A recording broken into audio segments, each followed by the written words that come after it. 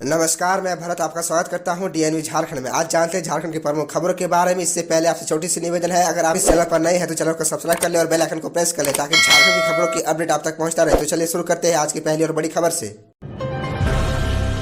नई नियोजन नीति का भी विरोध शुरू, युवा आज चलाएंगे ट्विटर कैंपेन। दरअसल आपको बता दें कि झारखंड सरकार द्वारा लाई जा रही नई नियोजन नीति का विरोध शुरू हो गया है। दरअसल आपको बता दें कि हाल ही में राज्य सरकार नई नियोजन नीति का प्रस्ताव लाई है।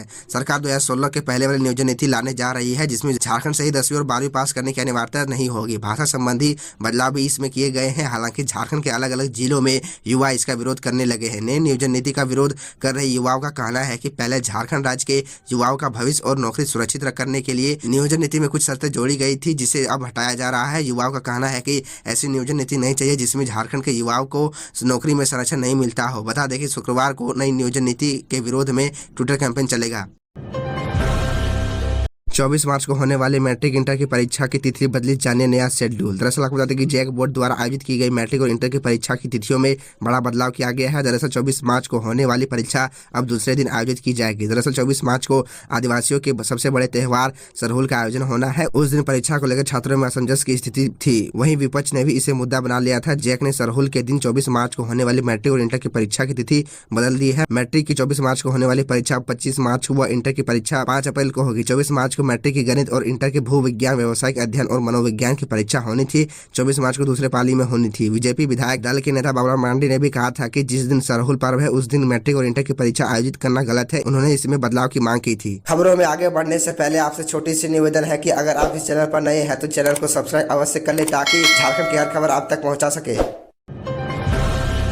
झारखंड में बढ़ा H3N2 इन्फ्लुएंजा का खतरा, कोरोना जैसे है लक्षण कितना खतरनाक है। दरअसल आपको बता दें कि देश के विभिन्न राज्यों की तरह झारखंड में भी H3N2 इन्फ्लुएंजा फैलने की आशंका है। लक्षण को नजरअंदाज करना वो लोगों को भारी पड़ सकता है। कोरोना के समान लक्षण वाली बीमारी तेजी से फैल सकती है। इस बीमारी से जाने तक का खतरा बना रहता है। रिम्स के विशेषज्ञ चिकित्सक डॉक्टर संजय ने बताया कि इस बीमारी में लोगों को लंबी खांसी, सांस फूलने, शरीर में लगातार थकान की शिकायत रहती है। ऐसे में लोगों को बिना समय गंवाए जाँच कराना चाहिए। समय पर जाँच नहीं होने से कई बार बीमारी अंतिम स्टेज पर पता चलती है और लोगों को बचा पाना मुश्किल हो जाता है। उन्होंने बताया कि इस बीमारी में जान जाने की भी आशंका रहती है। वही समय पर जांच हो जाने से सही तरीके से इलाज हो पाता है। बहुत बार लोगों को आईसीयू में रखकर भी इलाज कराने की आवश्यकता पड़ती है।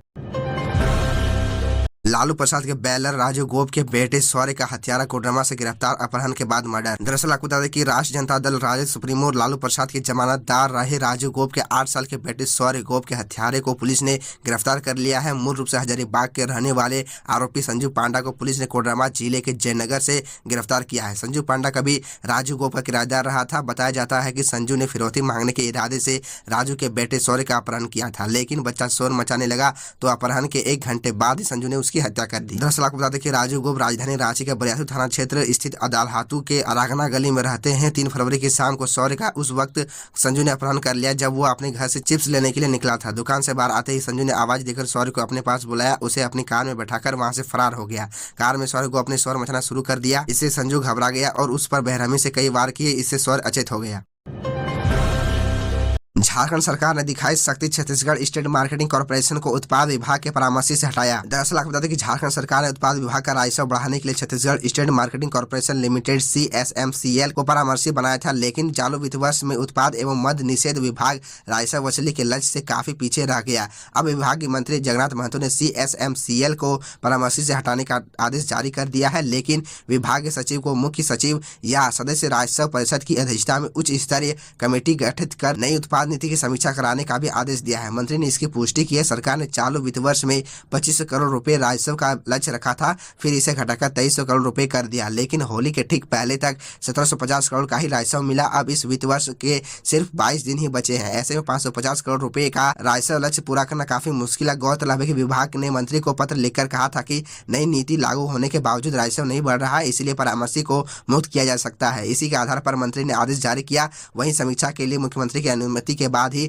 कमेटी का गठन किया जा सकता है। इसी बीच झारखंड शराबी व्यापारी संघ ने मंत्री को पत्र लिखकर कहा है कि अगले वित्त वर्ष में शराब की बिक्री उनके हाथों में दे दे, वे 3500 करोड़ का राजस्व देने को तैयार हैं। तो यह थी झारखंड की टॉप बड़ी खबरें, और इसी तरह झारखंड की छोटी सी बड़ी खबरों को देखने के लिए आप हमारे चैनल DN झारखंड को सब्सक्राइब कर ले और बेल आइकन को प्रेस कर ले, जिससे आपको झारखंड की हर छोटी बड़ी खबरों की अपडेट आप तक पहुंचता रहे।